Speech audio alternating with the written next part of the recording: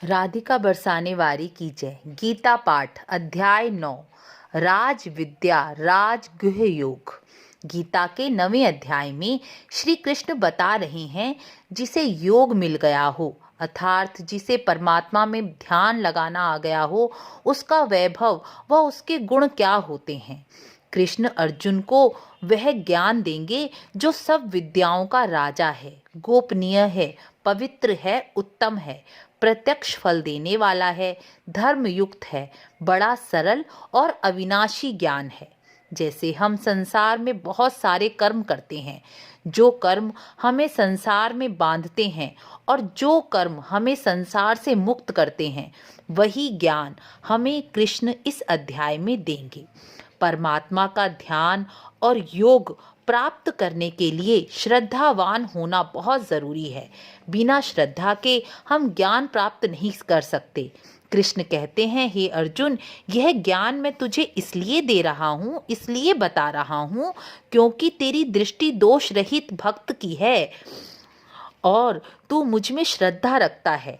तू मेरा अनन्य प्रेमी भक्त है। यहाँ भगवान अर्जुन की नहीं, प्रत्येक ऐसे मनुष्य की विशेषता बता रहे हैं जो कृष्ण के इस ज्ञान को पाना चाहता है। वह बता रहे हैं कि इस ज्ञान को सुनने, समझने और पाने की क्या क्या विशेषताएं होनी चाहिए। आगे श्री कृष्ण कहते हैं, मैं परमात्मा सारे जगत में जल से बर्फ की तरह विद्यमान हूँ, यानी मैं परमात्मा इस सारे जगत में हूँ। यह सारा जगत मेरे संकल्प के आधार पर स्थित है। मैं इस संसार में स्थित नहीं हूँ, लेकिन यह संसार मुझ में ही स्थित है। यह संसार भगवान की योग माया का आश्रय लेकर भगवान की संकल्प शक्ति से प्रकृति और ब्रह्मा द्वारा रचा गया है। भगवान का कर्म है सृष्टि की रचना करना और अपनी योग माया का आश्रय लेकर इस सृष्टि का पालन और संहार करना। यहाँ भगवान यह बता रहे हैं कि यह सारा जगत मुझ में है, लेकिन मैं इसमें नहीं।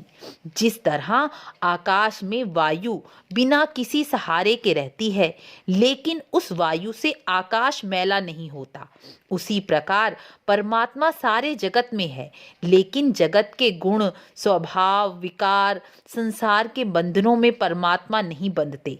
इसमें तो हम जैसे सांसारिक लोग ही फंसते हैं, क्योंकि हमें परमात्मा का वह ज्ञान प्राप्त नहीं। परमात्मा भी अपना कर्म कर रहे हैं, लेकिन अपने ज्ञान योग के कारण वह कर्मों में नहीं बनते, लेकिन हम ज्ञान योग के अभाव के कारण उन सभी कर्मों में फंस जाते हैं। यही बात कृष्ण अर्जुन को कह रहे हैं कि तू मेरी योग माया के प्रभाव को तो देख। मैं सारी सृष्टि को धारण पोषण करने वाला, सब जीवों को उत्पन्न करने वाला भी अपनी आत्मा को योग के द्वारा इन सब से अलग रखता हूँ, यानी मैं संसार में रहता हुआ भी संसार में नहीं हूँ।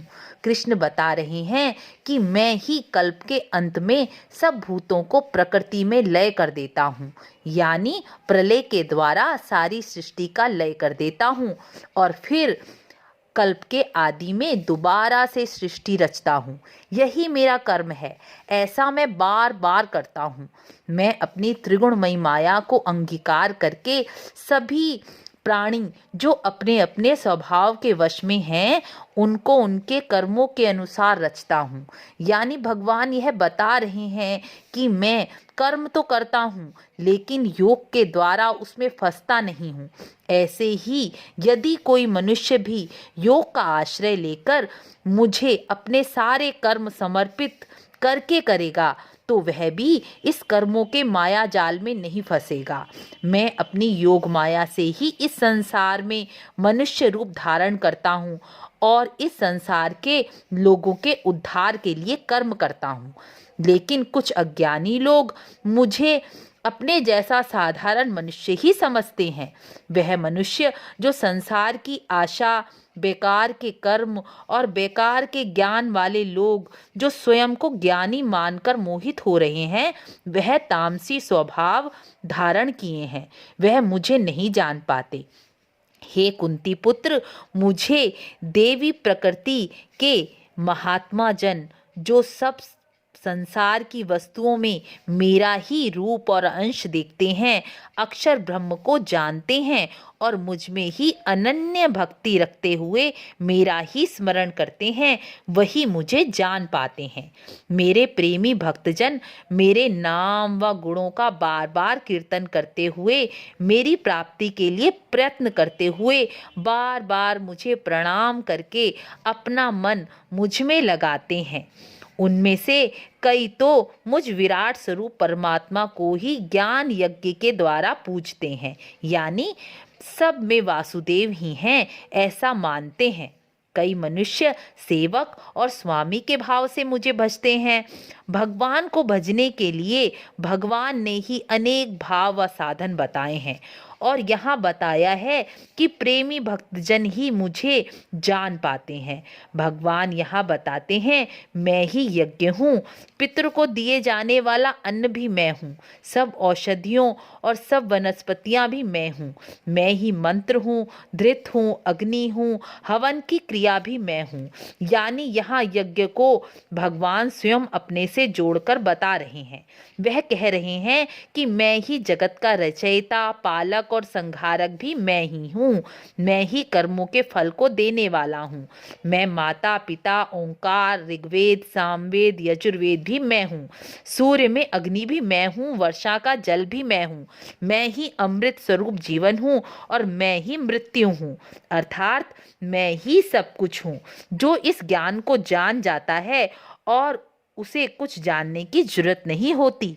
लेकिन कई सकाम कर्मों को करने वाले मनुष्य, पापों से पवित्र हुए मनुष्य यज्ञों के द्वारा मेरा पूजन कर स्वर्ग की प्राप्ति करना चाहते हैं। वह लोग अपने पुण्य से स्वर्गलोक की प्राप्ति का सुख तो भोगते हैं, लेकिन पुण्य क्षीण होने पर दोबारा उन्हें मृत्यु लोक में आना ही पड़ता है। लेकिन जो अनन्य भाव से निरंतर मेरा भजन करते हैं और निष्काम भाव से कर्म करते हैं, उनका योग क्षेम स्वयं मैं वहन करता हूँ। यानी उन्हें भगवान की प्राप्ति भी स्वयं मैं ही करवाता हूँ और मृत्यु लोक में भी उनका साथ कभी नहीं छोड़ता और मृत्यु लोक में भी उनकी सारी आवश्यकताएं मैं ही पूरी करता हूँ। यद्यपि जो लोग सकाम कर्म पूर्वक यानी सांसारिक इच्छाओं की पूर्ति के लिए भी अन्य देवताओं को पूजते हैं, वह मुझे ही पूज रहे हैं, क्योंकि सभी देवताओं में भी मैं हूँ। लेकिन उनका पूजन अविधि पूर्वक है, यानी अज्ञान पूर्वक है। वह संसार की तुच्छ इच्छाओं की पूर्ति के लिए देवताओं का पूजन कर रहे हैं, वह अपना कल्याण नहीं कर पा रहे, इसलिए वह जन्म और मरण के चक्कर में फंसे रहते हैं। इसलिए मुझे पूजने वाले मेरे भक्तों का पुनर्जन्म नहीं होता। भगवान कृष्ण यहाँ कहते हैं, हे अर्जुन, मेरे पूजन में यह सुगमता भी है कि पत्र, पुष्प, फल, जल, जो वस्तु भी मेरा भक्त मुझे प्रेम से अर्पण करता है, उसे मैं प्रेम पूर्वक प्रीति सहित ही खाता हूँ। भगवान कृष्ण यहाँ यह समझाना चाहते हैं कि शुद्ध बुद्धि और प्रेम से भरे मन से मुझे कुछ भी अर्पण किया जाए, उसे भगवान स्वयं ग्रहण करते हैं। वस्तु भगवान ग्रहण करते हैं क्योंकि भगवान वस्तु के लिए नहीं, हमारी शुद्ध बुद्धि और प्रेमी मन से प्रसन्न होते हैं।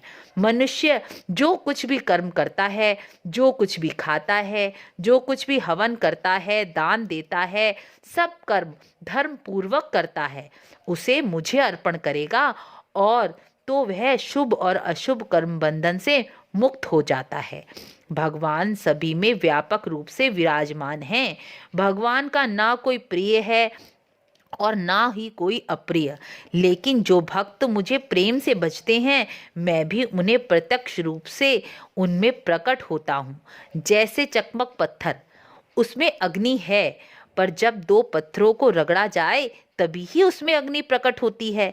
इसी प्रकार हमारी शुद्ध बुद्धि और प्रेम भरे मन में भगवान की भक्ति प्रकट हो जाती है।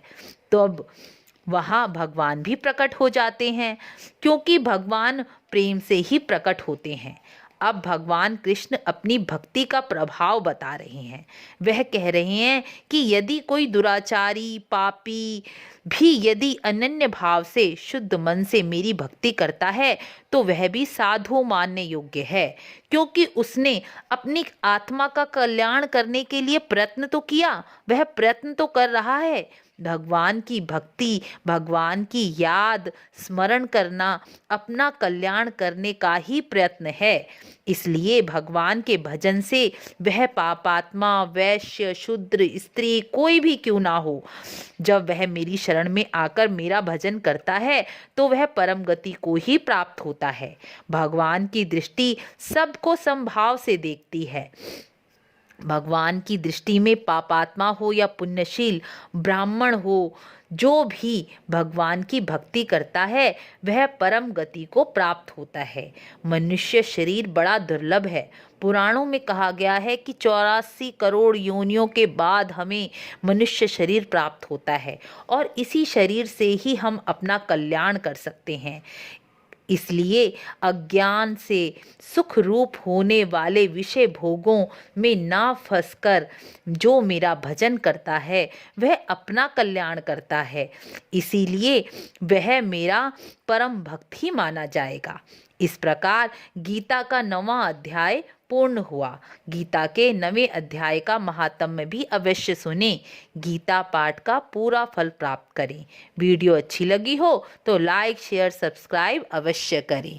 मिलते हैं गीता के अगले अध्याय में। राधे राधे।